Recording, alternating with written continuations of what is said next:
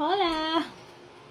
Okay, back to baon serye tayo. Pero dahil nanghinayang lang ako dun sa stem ng kangkong, naalala ko lang si papa ko dati.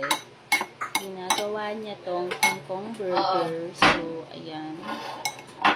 Stem lang to ha, pinakuluan ko, tapos piniga ko yung water. Pagkatapos kong pakuluan, tsaka ko siya hiniwa ng ganito, maliliit.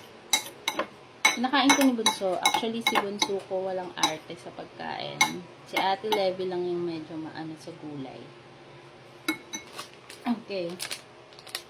Lalagyan natin ng crispy fried ready mix. Konti. Maalat to eh. Tapos, siguro mga 2 tablespoon lang. Tansyahin nyo na lang, oo. Bale, ito na yung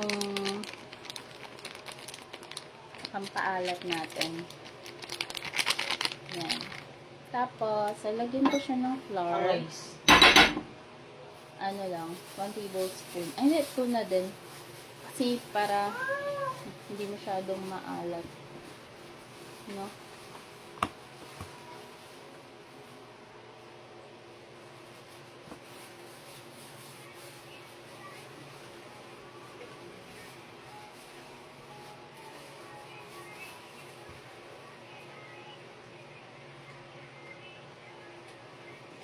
Yan.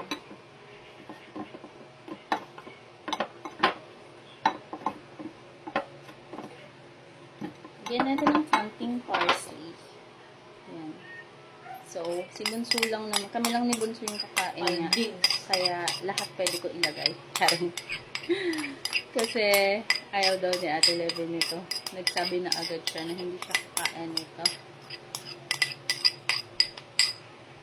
Pero yung dahon, ginagawa namin Bicol Express and adobo. Kakain yan si Ate Levy. Kapag mga ganitong stem, ganyan, kinemeruat.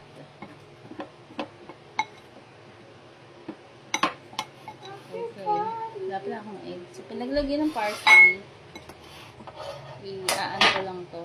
Check ko lang naman kasi kung hindi siya bugok. Yan. Okay. Ganda siya. Kasing ganda nyo. Charing. Tabusan natin siya.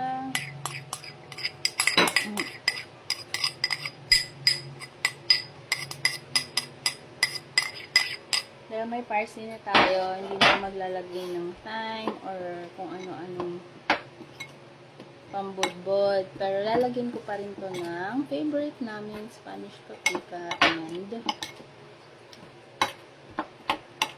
black ground pepper.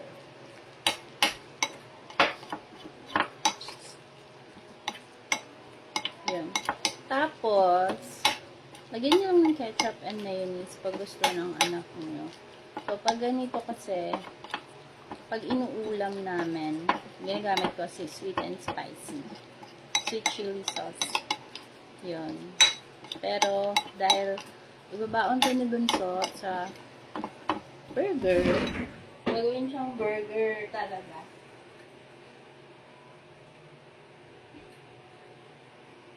Ito na, ready ka kaasar. Ito yung ground pepper.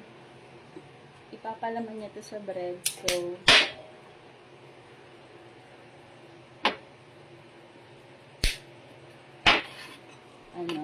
tawag dito. Malamang mag-ketchup ko ngayon. Ganun lang kabilis. Tapos, pag nakuha nyo na yung desired consistency nyo, kung pwede na siyang i-form as burger patty, yun. Go na. I-go nyo na. Luto nyo na. Palaman nyo na sa tinapay. Usually, pag ganyan, baon sa school, tapos burger patty, bumibili ako ng tinapay na pang burger. Ganun lang simple. Walang masasayang. Diba? Tapos yung dahon, pwede nyo pang i-adobo or i-Bicol Express. Binibicol Express namin. Lagyan ng konting baboy, tapos gata. Masarap din siya, guys. Ayan. So, yun lang. Moxie.